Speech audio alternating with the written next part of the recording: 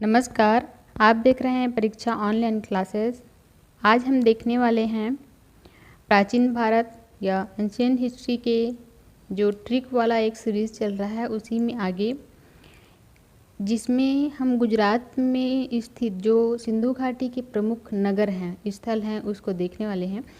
क्योंकि शुरुआत में हमने सोचा कि एक एक करके देखते जाते हैं। अब क्योंकि गुजरात में 4 स्थल मौजूद हैं तो उनको एक साथ ही देख लेते हैं, ताकि जब भी इनका जिक्र हो तो हमको तुरंत दिमाग क्लिक करे कि ये गुजरात में है। तो स्थल कौन कौन से हैं इसको देख लेते हैं। पहला है आपका लोथल, रंगपुर, सुरकोतड़ा और धौलावीरा। इनको हम ट्रिक के माध्यम से देखेंगे। तो चलिए शुरू करते हैं।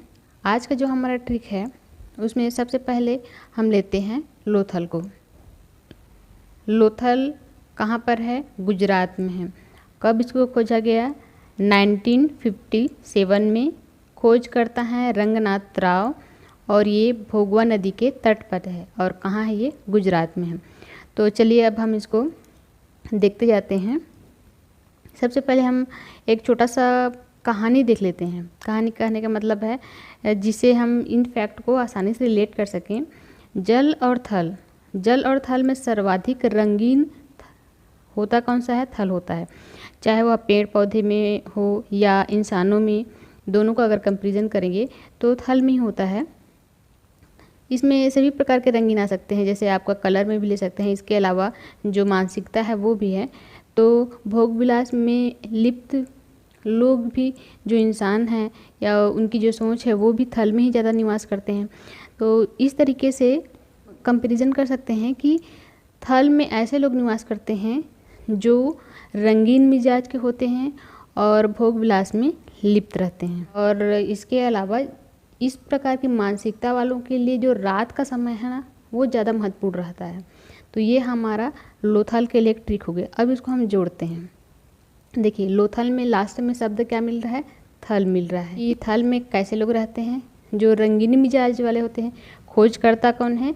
रंगनाथ राव। उसके अलावा किस टाइप के लोग? रंगीन मिजाज के लोग रहते हैं। और इसके अलावा भोग विलास करने वाले व्यक्ति ज़्यादा रहते हैं। तो लोथल के खोज करता है रंगनाथ राव किस नदी के तट पे है? भोगवा नदी के तट पे है। अब जो हम ट्रिक याद कर रहे हैं उसको स्थल को भी तो पता होना चाहिए, क्योंकि ऐसा नहीं है कि ये तो याद हो गया लेकिन ये है कहाँ, किस स्थान पे, उसी को भूल गए। तो हम ये देखें कि रात में या रात का समय कैसे व्यक्तियों के लिए महत्वपूर्ण है? जो थोड़ा सा रंगीन मिजाज वाले रहते हैं। तो गुजरात का अंतिम वर्ड हो गया रात। तो इस तरीके से लोथल को हमने अच्छे से याद कर लिया। ठीक है। 1957 में इसको खोजा गया है। तो 57 लास्ट में क्या आ रहा है? 7 आ रहा है। तो जो भोग विलासी रहते हैं वो सभी प्रकार के कुकर्मों में भी लिप्त रहते हैं, जैसे जुआ हो गया, सट्टा हो गया इत्यादि है ना। तो इसमें सट्टा कहने से क्या आ रहा है? जो 7 है, 7 है सत्ता या सट्टा। जैसे ताश खेलते हैं तो उसमें एक सत्ता होता है ना, तो वैसे करके इसको आप याद कर सकते हैं। दूसरा स्थल है रंगपुर। ये जोड़ने के लिए दिक्कत नहीं होगा क्योंकि दोनों सेम है, रंगपुर और रंगनाथ राव। रंगनाथ नाम के आदमी रंगपुर में ही मिलेंगे, ऐसा भी करके आप याद कर सकते हैं। और ये 3-5 करने वाले ज़्यादा रहेंगे, है ना, रंगीन मिजाज वाले। 3-5 मतलब 1953 और 54 में खोजा गया है। और ये भी कहाँ है? गुजरात में है। उसके बाद तीसरा स्थल है सुरकोतड़ा, या फिर इसको सुरकोतड़ा भी कहते हैं। 1964 में खोजा गया था। खोज करता है जगतपति जोशी। कहाँ है ये? गुजरात में है। अब इसको हम कैसे याद करेंगे?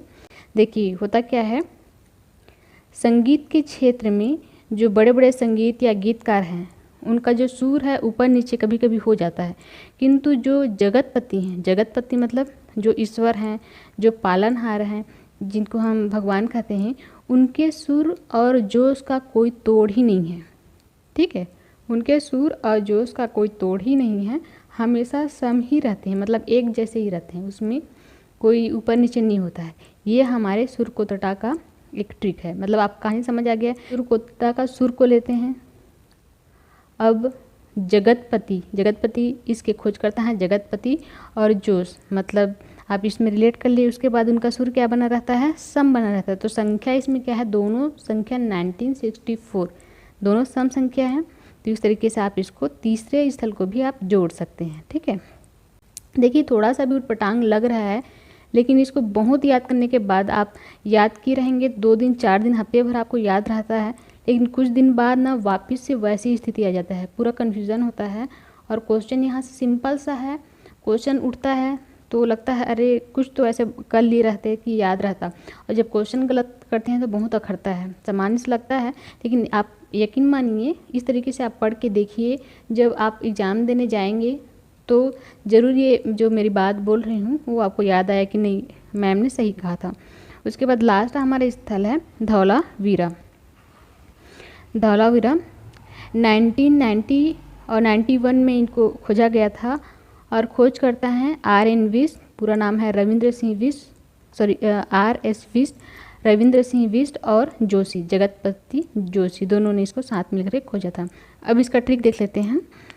धौलावीरा में से हमने लिया वीरा, और जोशी से जगतपति जोशी से जोशी, और रविंद्र सिंह बिष्ट से लिया बिष्ट। अब इसको हम कैसे जोड़ेंगे, क्या होता है, जैसे आप 90s के टाइम के गाने सुनेंगे तो जितने भी सीनियर सिटीजन हैं या सीनियर लोग हैं तो सबको अपने अपने दौर का सॉन्ग ही अच्छा लगता है। एक व्यक्ति है उसको 90 के टाइम का जो सॉन्ग है वही पसंद रहता है, तो वो जाता है दुकान में जाके बोलता है कि ला वीरा, जो दुकान में रहते हैं व्यक्ति रहते हैं उनको बोलता है, उनका नाम रहता है वीरा, तो उनको बोलते हैं कि ला वीरा विशिष्ट और जोशीला सॉन्ग वाला CD या फिर जो DVD है दे दो, CD या DVD दे दो। ठीक है, ये हमारा ट्रिक है, ला वीरा वो विशिष्ट और जोशीला सॉन्ग वाला CD दे दो। तो इस तरीके से आप जितने भी स्थल हैं उसको जोड़ सकते हैं। थोड़ा सा उटपटांग लग रहा है, लेकिन यकीन मानिए जब हम इस स्थल में पाए जाने वाले जितने भी साक्ष्य हैं, जब हम पुरातात्विक यहाँ पर मिलने वाले जो साक्ष्य है उसको पढ़ेंगे तो आप बिना किसी परेशानी के आसानी के जितने भी मिले हैं यहाँ पे, क्योंकि बाद में कई बार क्या होता है स्थल याद होता है तो कहाँ से क्या मिला है, कहाँ से मृत पहाड़ मिला है, कहाँ से चावल के साक्ष्य है, कहाँ से आपके भूसे के साक्ष्य मिले हैं, वो सारा चीज़ मिक्स हो जाता है। तो अब आपको स्थल लगभग करके बहुत सारे स्थल याद हो चुके हैं, इसके पहले 3-4 हम देख चुके हैं, आज हमने देख लिए 4 स्थल, और जो बचे हुए हैं उसको एक एक करके हम देखेंगे, तो आसानी से सारे स्थल को आप याद कर लेंगे। उसके बाद इसका लास्ट में जब सभी स्थल कंप्लीट हो जाएगा तो MCQ देखेंगे। तो आज के लिए हम बस इतना ही देखते हैं, और आप लोग बिल्कुल भी लाइक शेयर नहीं करते हैं तो प्लीज़ लाइक शेयर ज़रूर कीजिएगा, और अपने दोस्तों के बीच में जो कंपटीशन एग्जाम की तैयारी कर रहे हैं वीडियो को ज़रूर पहुंचाइएगा, और जिन्होंने अभी तक चैनल को सब्सक्राइब नहीं किया है प्लीज़ सब्सक्राइब ज़रूर कर लीजिए। आज के लिए बस इतना ही, थैंक यू सो मच।